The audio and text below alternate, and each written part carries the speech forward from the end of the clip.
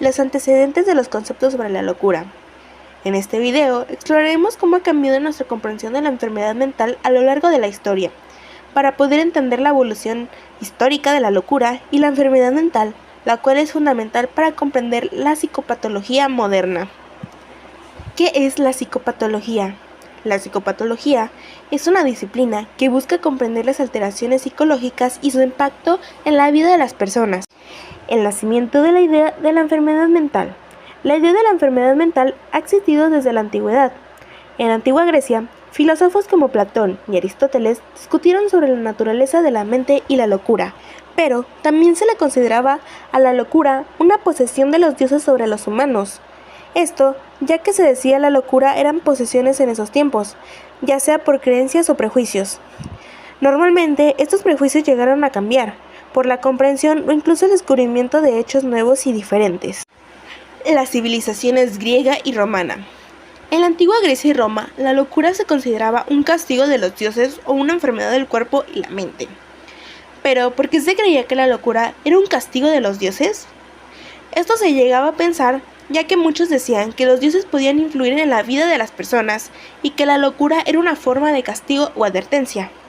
Pero sobre todo, había a dos diosas, las cuales se le atribuía la posesión del resultado de la locura. Estas eran la diosa Manía y la diosa Lisa, las cuales se creían que eran enviadas por los dioses en estado de cólera. Pero, más que nada, en los primeros tiempos de la cultura griega, la explicación demológica dominó el campo de las concepciones sobre la locura. Dentro de esta tradición, se decía que la locura era el resultado de la posesión de los espíritus malignos personificados por las diosas Manía y Lisa.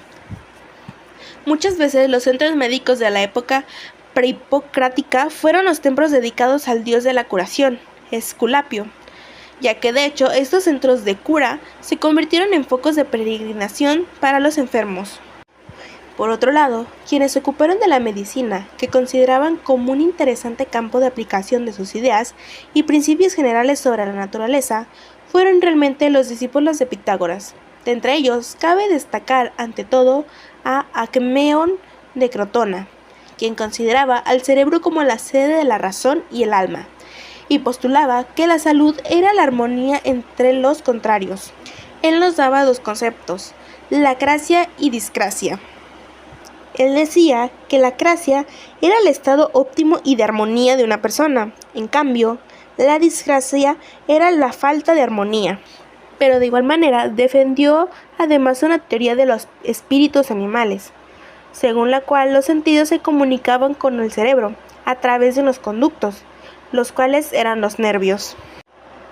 Por otra parte, Empedocles sugirió la teoría humoral sobre la base de los 4 elementos: fuego, tierra, agua y aire, que se caracterizaba por 4 cualidades: el calor, la sequedad, la humedad y el frío, llegando a postular para cada elemento un humor orgánico correspondiente: la sangre en el corazón, flema en el cerebro, bilis amarilla en el hígado y bilis negra en el vaso. Él decía que la enfermedad se producía por un desequilibrio entre estos humores y el tratamiento requería la administración de drogas con cualidades opuestas al humor que se suponía que estaba en desequilibrio. Tiempo después se considera a Hipócrates como el precursor del modelo médico, en la medida que formuló el primer concepto de enfermedad. Esto debido a su gran aportación, que fue la de considerar la medicina como un verdadero conocimiento inductivo con respecto a los trastornos mentales. Sugirió que estos se debían a causas y procesos naturales, al igual que las enfermedades físicas. Con esto, el concepto de locura sufrió un cambio radical, ya que pasa de ser considerada como una maldición o imposición divina a conceptualizarse como una enfermedad. Esto era ya que para Hipócrates los dioses no eran ni menos sagrados ni menos reales. Para que sus antecesores y coetáneos, la diferencia estaba en que para Hipócrates los dioses de la enfermedad estaban sujetos a las leyes naturales y era misión del médico descubrirlas. Esto, ya que Hipócrates consideraba, por ejemplo, que la epilepsia no era más divina ni más sagrada que otras enfermedades, sino que, como el resto de ellas, tenía una causa natural. Platón defendió el elemento místico en la explicación del comportamiento y el modo de ser de las personas. Consideró la existencia de dos principios, el espíritu y la materia, el cual le llevó al planteamiento de la dualidad psicofísica en su concepción de la naturaleza del hombre, en la que concebía dos almas, el alma racional y el alma irracional. Dentro de este esquema se producía un trastorno mental, cuando el alma irracional se enfermaba al romper su débil conexión con la racional. Al igual, Platón distinguía dos clases de locura. Una resultaba de la enfermedad, mientras que la otra era inspiración divina y dotada a su poseedor de cualidades proféticas. Es por eso que Aristóteles, al igual que Platón, distinguía dos facetas del alma humana, la racional y la irracional, pero a diferencia de Platón, defendía que no era posible separarlas, pues obraban como una unidad, que al mismo tiempo el alma irracional no puede ser atacada por enfermedad alguna a causa de su naturaleza inmaterial e inmortal. Grandes escritores romanos como Cicerón y Plutarco también se ocuparon de indagar en el tema de los trastornos psicológicos. Para Cicerón, la filosofía constituía el arte de curar el espíritu y afirmaba que debíamos emplear todo nuestro esfuerzo, nuestros recursos y nuestra fuerza para tener el poder de ser nuestros propios médicos.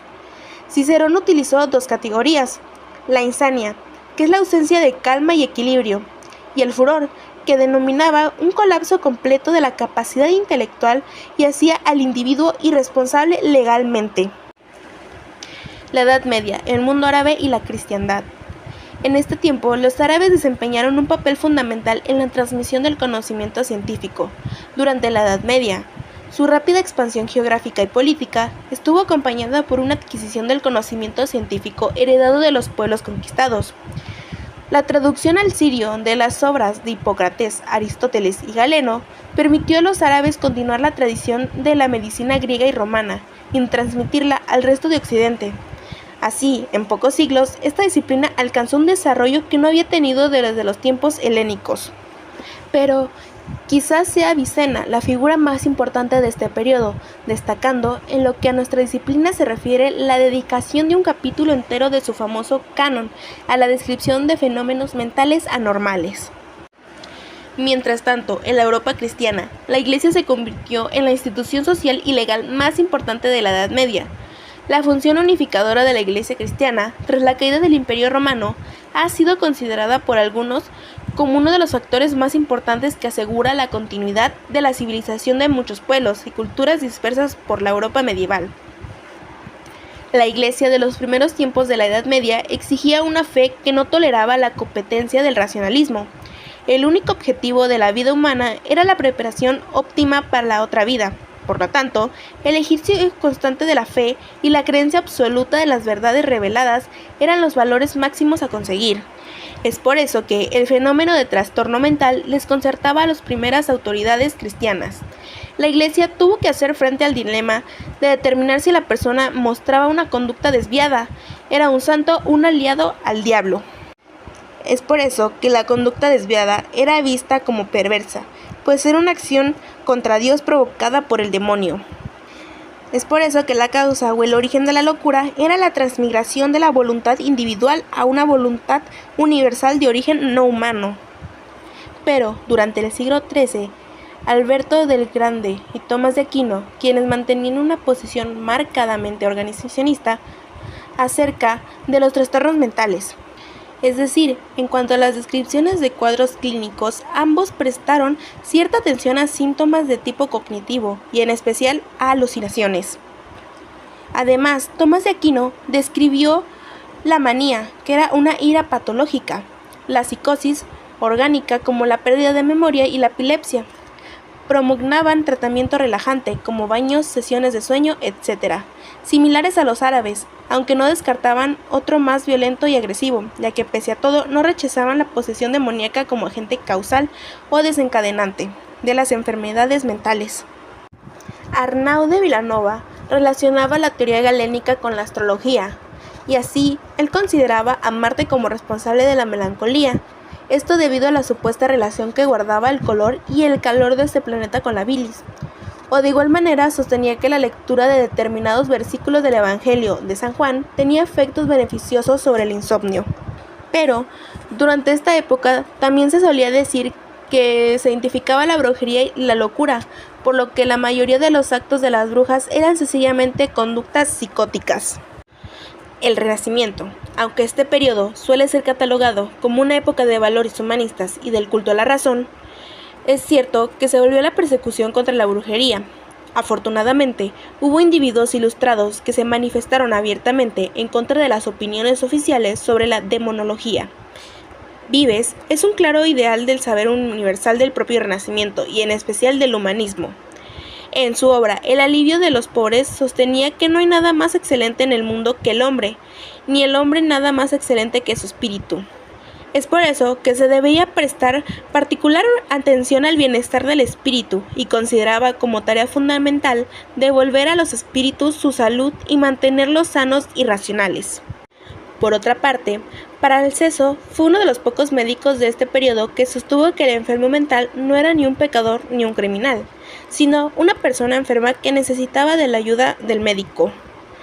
Al igual que Cornelio Agripa, rechazaba la teoría demonológica e incluso escribió un tratado que era una auténtica defensa de la mujer, sobre la nobleza y preeminencia del sexo femenino. Puso además a prueba sus ideas arriesgando su propia vida para salvar a una mujer que había sido acusada de brujería. Pero sin embargo, tras sus esfuerzos, dada su afición por las ciencias ocultas, fue muy criticado por sus contemporáneos, pero ejerció una enorme influencia sobre Johann Weyer, considerado a su vez por muchos historiadores como el padre de la moderna psiquiatría. Weyer, en su obra De Praxis Demonium, constituye un magnífico alegato en contra de las concepciones demonológicas de la enfermedad mental y de la brujería, y sobre todo el papel supuestamente relevante de las mujeres en ese tema. Weyer fue objeto de la persecución eclesial. Su libro fue incluido en el índice y ahí permaneció hasta finales del pasado siglo, siendo ignorado, cuando no rechazado, por los médicos que le sucedieron. También es de destacar el auge que empieza a tomar en toda Europa la idea de que los enfermos mentales deben recibir un tratamiento adecuado en establecimientos creados específicamente para ellos. La mentalidad árabe influyó mucho en este aspecto, especialmente en España y en Valencia, donde el sacerdote Guilaber Gofré fundó la primera institución en 1409, que fue dedicada exclusivamente al cuidado de los enfermos mentales. En 1547, el Hospital Bethlehem en Londres se convertiría en un asilo para los insanos. En 1565 se fundaba en México el Hospital San Hipólito, también creado para el mismo fin. Posteriormente, lo que es a partir del siglo XVII, fueron proliferando en toda Europa las instituciones de este tipo. A pesar de que las instituciones salvaran muchas vidas, el movimiento de especialización no logró que valiera la pena vivir en tales condiciones, ya que los tratamientos que recibían las personas ahí recluidas podían describirse como crueles y las instituciones eran más prisiones que hospitales. Es por eso que la idea medieval y renacentista de loco fue paulatinamente desapareciendo. Las nuevas tendencias religiosas, una visión más crítica de los planteamientos filosóficos y el avance de la técnica y los nuevos postulados sobre la investigación científica fueron desencadenantes fundamentales para la nueva visión de las enfermedades mentales y su investigación.